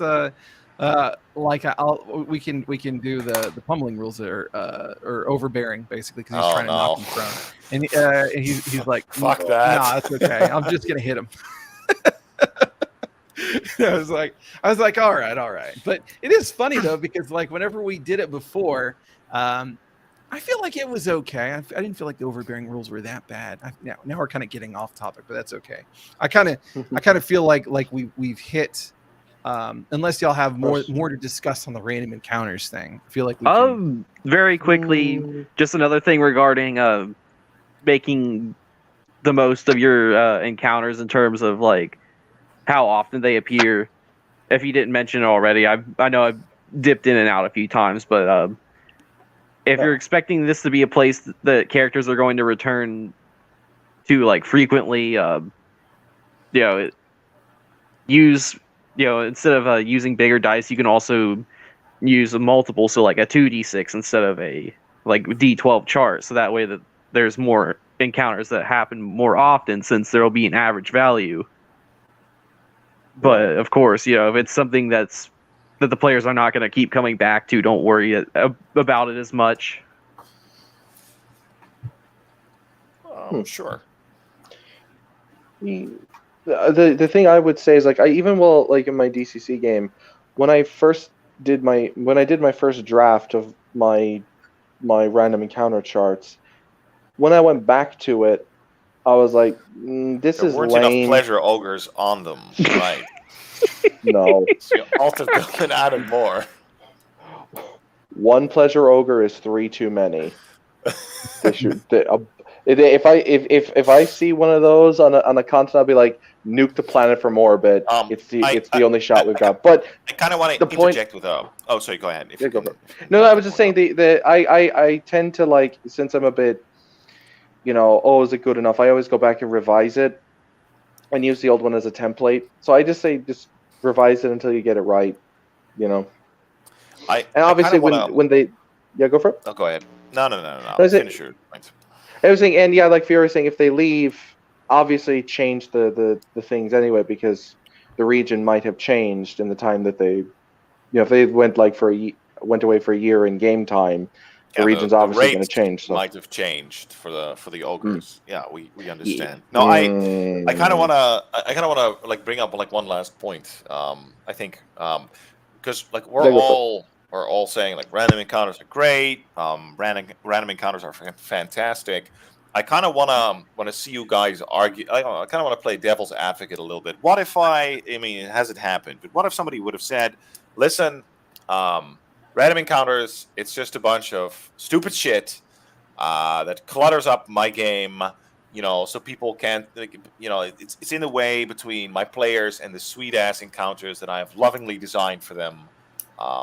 So I only do, like, one basically when they're traveling somewhere, I give them one random encounter, and that's it, bam, and then they arrive there. Why would you say that this is wrong? Or maybe you agree with that. Maybe you secretly agree with that. But like, I kind of want to hear your guys' thoughts on it. Why would I be against it? Because I don't like it for the simple fact that there's always going to be one means it breaks. Well, I like verisimilitude, and for me, it breaks verisimilitude because there might be days where you get, 100 things happen to you while you're doing your daily routine, or there might be days where nothing happens to you, and they could be good things, it could be bad things. I like the randomness because it adds that level of unpredictability to it, which lays the foundation for interesting adventures. That's why I'm against it. Now, obviously, you have some things that are scripted. Obviously, when it's like they do this, and then through series of events, these consequences happen, and they will encounter this. In all likelihood, like they steal the Thieves Guild's precious gems. Well, the Thieves Guild are going to go after them, but it's not guaranteed they're going to fight them all the time. That's the random element of it. But that's my take on it. So, sure, Aaron. Yeah, I'm going to say for yourself. I'm going to say that this it's completely fine if somebody wants to make that argument that that maybe random encounters aren't for them. Maybe they don't want to use them at all, and that's perfectly fine. Maybe they're boring and stupid. That's right. Yeah, for losers. Boring and stupid isn't the route that I would go, because I think that when people say that, they're just wrong. I think that instead the route that I would go is that, maybe you have a very limited space of time. You want to run maybe like 6-session campaign or something. And so you have a very specific way that everything is going to progress. Basically, I feel like random encounters are something that fit better for long-term campaigns. Like all these kinds of procedures and filling out the world and all this kind of stuff that we're looking into that we think is really cool. It's for long-term campaign play. And if you're not doing long-term campaign play, then really all that stuff is it's kind of ancillary. You don't really need any of that in order to accomplish what you're trying to accomplish. So to me, I think that it's really just a time-saving mechanism. And I'm very much in the camp that as much as I have all these different values and principles as a DM, and I feel like if you want to save time and like everybody's on board, then go for it, basically. Because limited time at the table is something that you should always consider. Like there are rules that I'm not using for first edition that are specifically because we only play for like 3 to 3.5 hours with every group every other week. So we don't play all that often, and I don't know how long we're going to be playing. So I'm not quite as meticulous as Gygax intended. And I noted. Are we writing this down, Fiore? Are you writing all of this down? This heresy. Yes, it shall go into the book of grudges. Okay. Yeah. Okay. Yes. Yeah. His social credit score has decreased. Yeah. All right. Yeah. Very well. It's not a bad point. Basically, thematically approached campaigns. Short-term campaigns. That's whenever I would say approached. Well, yeah. Like for instance, you're gonna start as characters in the court of this political official who gets murdered, Marvel universe. And you're gonna try to avenge his murder or whatever. Like to be the Avengers. See? Yeah. No. Like in that case, like for a political game, I totally agree. Now, I would say probably for whatever, even if you're just doing like a couple of sessions. Probably some random encounters in the dungeon. It's just so you get that resource management stuff in there. That adds a lot to like the process of exploring a dungeon. But like for the rest, I kind of agree. Yeah, well, I mean, a lot of times what they might do, and this is I don't know, this is me trying to put myself into the brain, is they might not even really need random encounters so much because of the way that they handle the game. There isn't the whole, all right, what do y'all do next thing, as much as they kind of like guide them through from one scene to the next scene. So there isn't really the need to push them forward with random encounters because they don't get to make that decision anyway. Now, I'm guessing. I've seen it before, so I guess I'm not really guessing. I have seen people do that before. That is a good point. However, gentlemen, I must depart. It has been a pleasure, Oh, and yes, I it's been a wish you pleasure. a great the rest of the stream. Take care. Bye, Prince. Take Thanks, care, man. everyone. Bye. Talk to you guys later. Bye bye. Yeah. Let's see. And another thing to consider is, even though, yes, I know it's about that time, it's time for some good old 5e bashing, but, perhaps consider, if random encounters are boring or stupid to resolve, perhaps it might be some sort of issue with the game itself. I'll just leave it at that. Yeah. To be fair, the culture doesn't really encourage of the new school. I mean, encourage random encounters. In my experience, I did it when I ran Curse of Strahd. I had like a D30 table for things that could happen on the road because I was like, they're traveling around a lot, and it doesn't make sense that they wouldn't encounter anything, and I can't just do it scripted every time because then I'm not that imaginative. I'll just keep doing the same things like wolves and werewolves and vampires. And so as I was writing them, I got weirder and weirder. And I put in an NPC, a named NPC, and I love using this guy called Dmitry Takhanov. He was basically this high-level wizard or this demigod who keeps tricking the PCs out of their money with gambling tricks. And he would almost always win, and they fucking hated him. Yeah, he would scam them out of their gold with a little bit of 3-card money. Yeah, let's go. No, they did 3-card money. That's exactly what I did. And it was literally the joke of, here she comes, here she goes, where she stops, no one knows. And they would always fail perception. They would always they never tried. They because when they tried, he took up this big he had this table, to show how immensely strong he was. He had this table made of incredibly dense material. He slammed it into the ground and cracked into the stone, and they just did not want to fuck with him.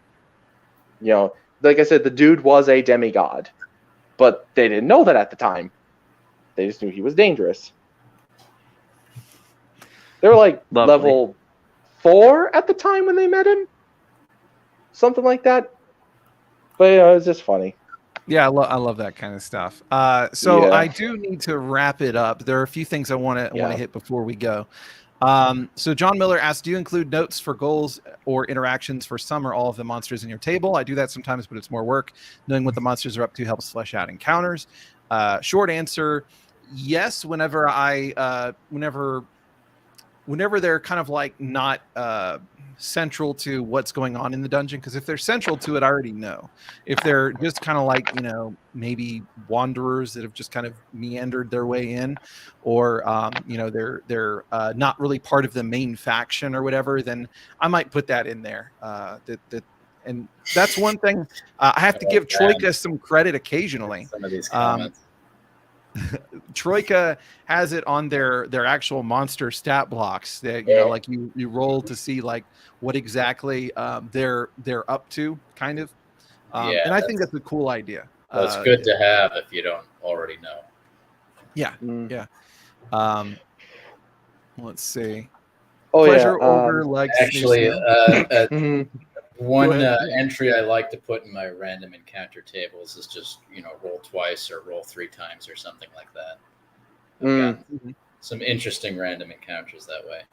Oh, so that they're in the middle of encountering. Yeah, something. I just rolled that multiple times in a row, so they had this one big shebang encounter with everybody in the dungeon fighting everybody else.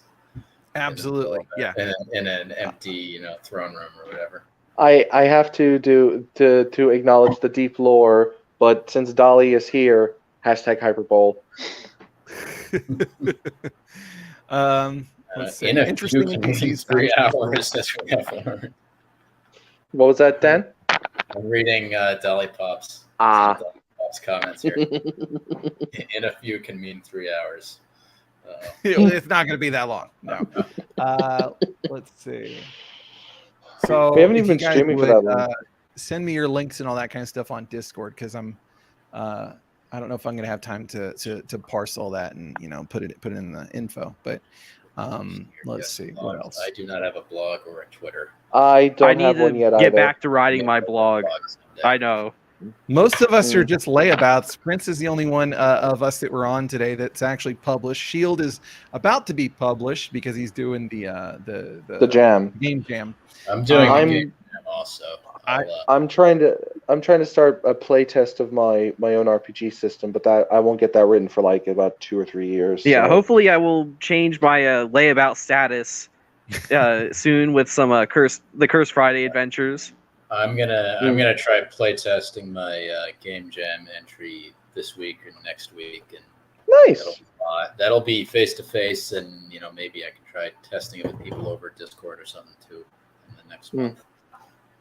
I'm thinking about go for it. re-releasing my my Thing. Richter Krankenhaus module in the game jam thing. I just have to tweak it a little bit. I might actually put my fungus dungeon in the game jam, maybe. As long as you don't call it the Fungus Among Us. No, I have to do it now. I have to do it now. All right. Well, I appreciate everybody coming by and putting in their 2 cents. I think we had a lot of really cool stuff in here. I mean, if I had any parting words of wisdom, y'all have to share. Mine is basically just going to be that the first edition DMG never ceases to inspire in like all kinds of ways, and give you fantastic tools. So that's my words of wisdom, I guess, for the Random encounters, use them. Random encounters, use them. Yeah. If you are playing with enough time, to like make it worthwhile. Well, I mean, even if you're not, I feel like you probably should. But I would go make your random encounter, like to TLDR. Make your random encounter make sense for your world, and 2, it's like Captain Barbosa said, the code is what we call guidelines and actual rules.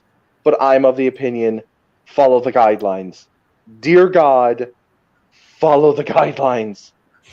They are a safety net, and they are a very useful tool. Follow them. What, we have like 60 years worth of gaming knowledge now? Clearly this is a reoccurring element for a reason.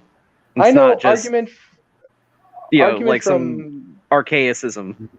Yeah, argument from tradition usually doesn't work, but when, like, in this instance, the alternative isn't as good, we can confidently say it's useful and used for a reason because it works. So. All right.